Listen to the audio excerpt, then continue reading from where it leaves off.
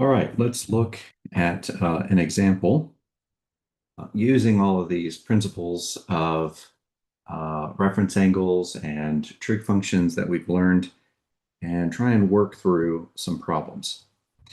So here we're trying to find one unknown trigonometry ratio from one known trigonometry ratio. So if sine theta is equal to 3/7 and our angle of interest is in quadrant 2, find cosine theta. So sine theta is our known trig ratio, and cosine theta is our unknown trig ratio. So draw a schematic of a unit circle illustrating the problem. Find the solution using two methods: a traditional Pythagorean theorem method and using a trigonometry Pythagorean identity. Okay, so this traditional, is just relying on old knowledge that you've had, but this second one is based off of the new knowledge that you're gaining in this section. So you're, strongly encouraged to learn this new way. Okay, so let's start with what we know. We know that sine of our angle of interest is 3/7. Okay, and sine is the ratio between the opposite side and the hypotenuse. So we know that the length of the opposite side is 3, and the length of the hypotenuse is going to be 7. Now, before we continue further, let's go ahead and kind of draw in the unit circle with quadrant 2 in it.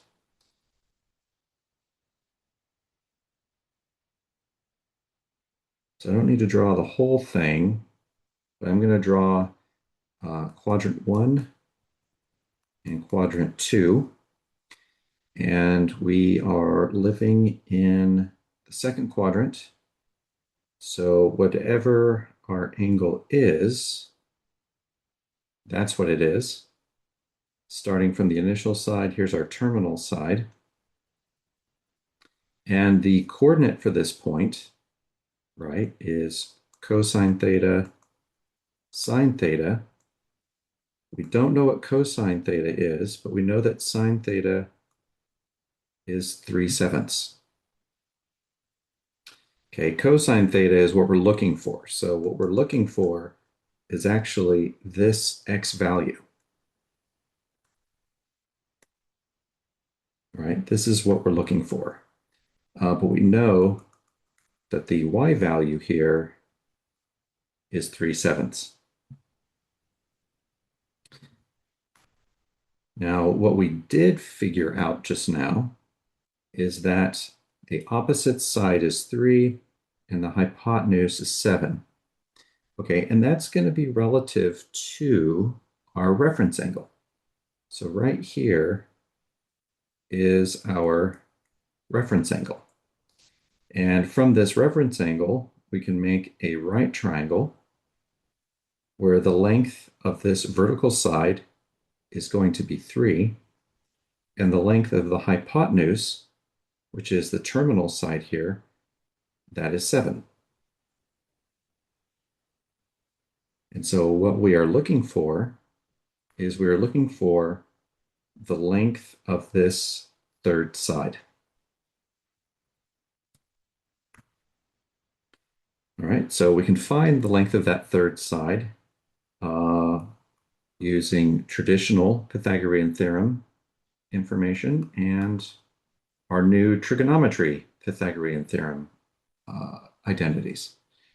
So let's first look at using the traditional method.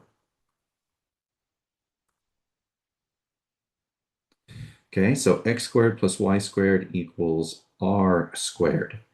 So we know that y is going to be equal to 3. And we know that r, our radius, the hypotenuse, is equal to 7.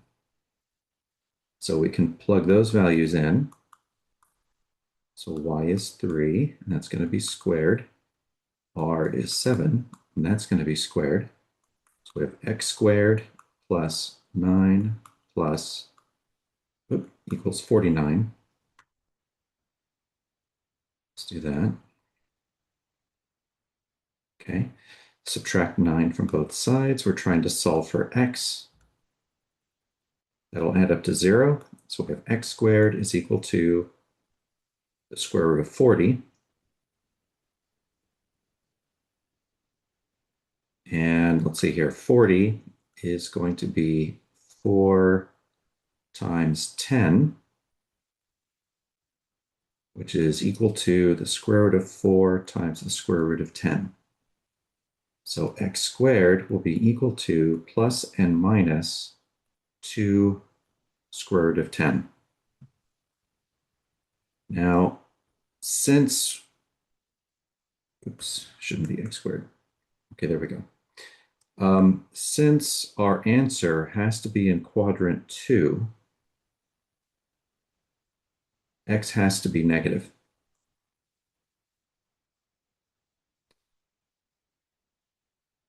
Okay, our value of x has to be negative because it's here in quadrant 2, and that is to the left of 0. Okay, so we know x has to be negative 2 square root of 10. Now, this isn't our answer yet because we have to find cosine theta. So cosine theta is equal to the adjacent side over the hypotenuse. And our adjacent side is negative 2 square root of 10. That's what we just calculated. And the hypotenuse is 7. So cosine theta is equal to negative 2 square root of 10 all over 7. So that's what this x-coordinate is.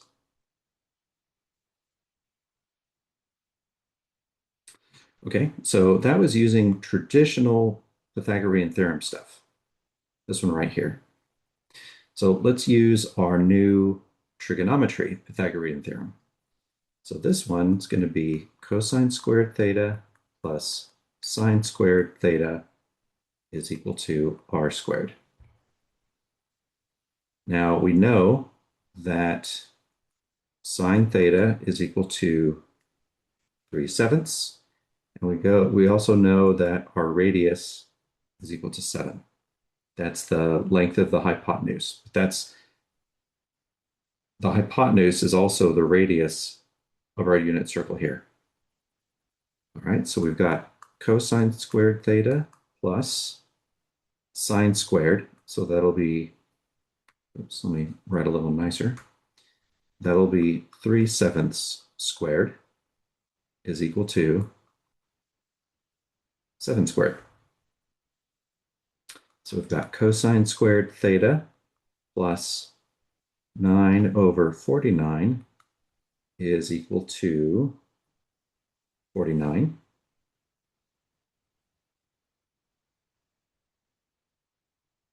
Wait a minute.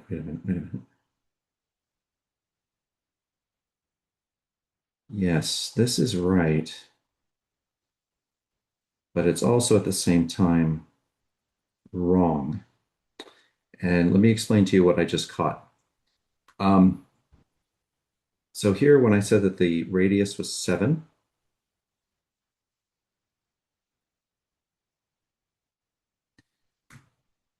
that's not going to be true because when we're dealing with sine theta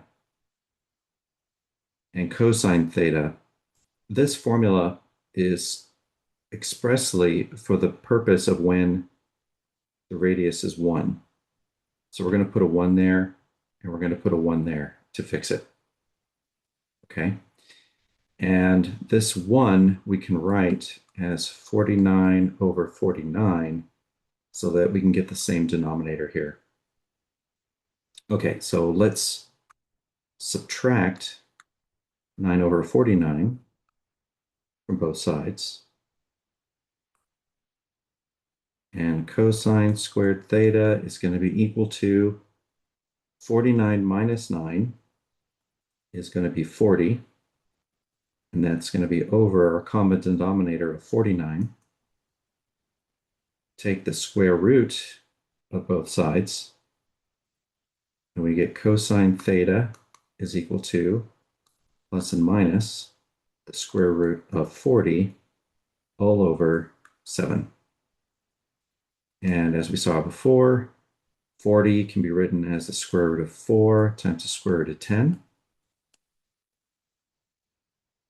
And cosine theta must be negative because we are in quadrant 2. It looks like a 3. Let me make that much nicer.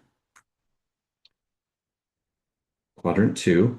So that's going to be negative 2 square root of 10 all over 7. All right, so, one thing that you really have to train yourself to do is now when you calculate answers, when you calculate solutions, you just can't go, oh, that's what X is, I'm done. Okay, you really have to put it within the context of the problem and really think about it and figure out whether it should be positive or it should be negative, like this. And that's where actually making these illustrations, these schematics are intensely important, especially when you're first learning. And that's why I put that in the problem. Draw a schematic.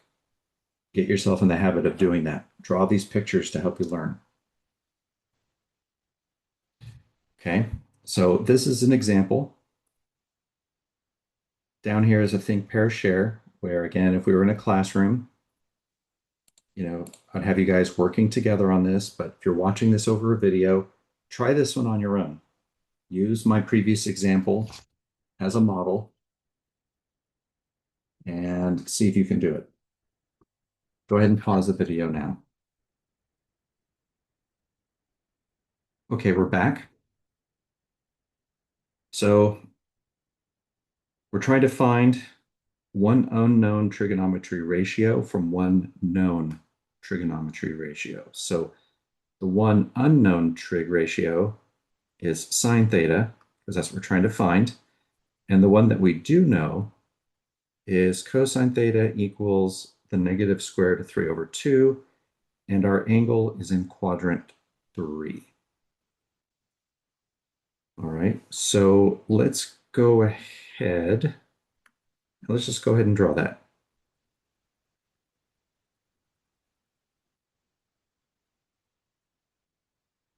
Actually, quadrant 3, so I actually need to make, let me go ahead and put the whole circle in. Okay, and so we've got quadrant 1, quadrant 2, quadrant 3, quadrant 4.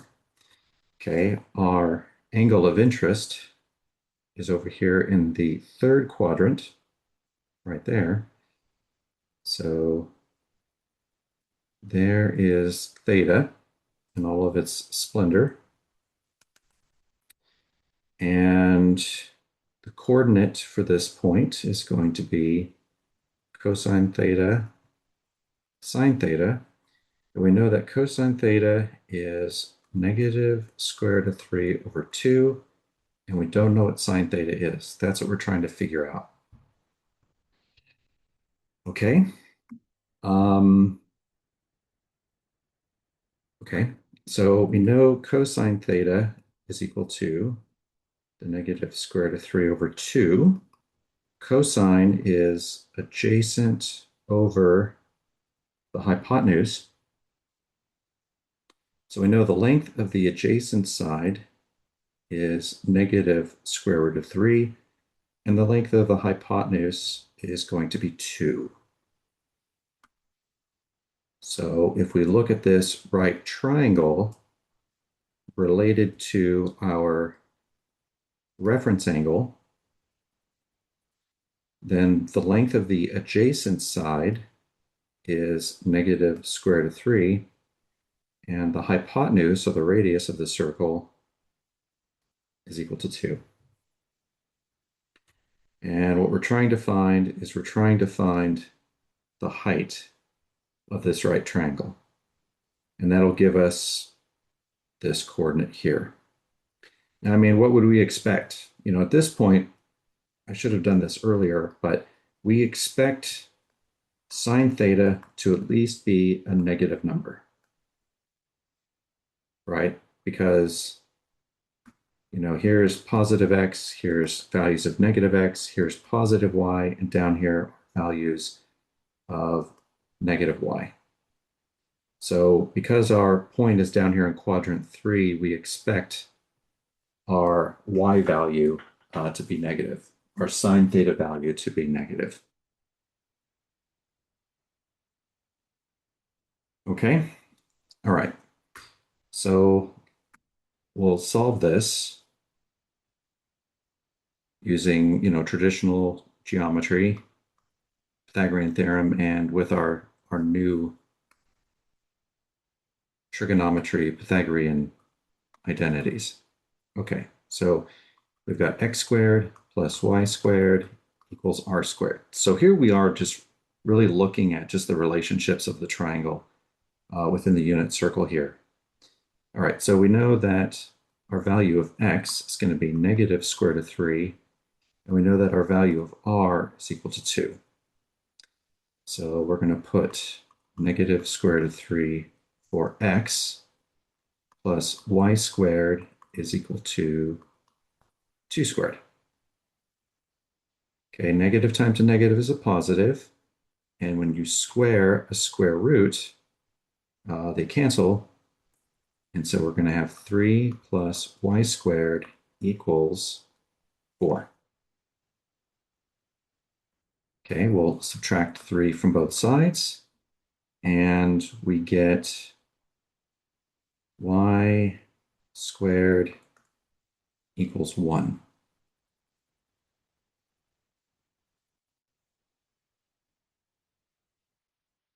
Okay, and if we take the square root of both sides, we get y equals plus and minus 1. Now, because we're dealing in quadrant 3, we know that y has to be a negative 1. Okay, but of course, that is not our end answer. We're trying to find sine theta. Sine theta is equal to y over r. And so y is negative 1 and r is 2. So sine theta is equal to negative 1/2. All right, so that fits our expectation. We expected that this value would be negative, and sine theta should be less than 1 also, negative 1. So that fits that bill. Okay, so let's look at part B. So this is using our trigonometry Pythagorean theorem. Okay, and I'm just going to put it equals 1 so I don't confuse myself like I did last time. Oops. All right, and cosine theta is negative square root of 3 over 2. That's going to be squared, plus sine squared theta is equal to 1. So this is going to give me a positive 3/4 plus sine squared theta equals 1. So let's go ahead and subtract 3/4 from both sides. Okay, so 1 we could think of as 4/4 minus 3/4. So we've got sine squared theta, and then this subtraction, denominators are equal. So that's going to be 1/4. Take the square root of both sides. We get sine theta equals plus and minus square root of 1 over the square root of 4, which is going to be 1 over 2. And we know that sine theta has to be negative because we are in quadrant 3.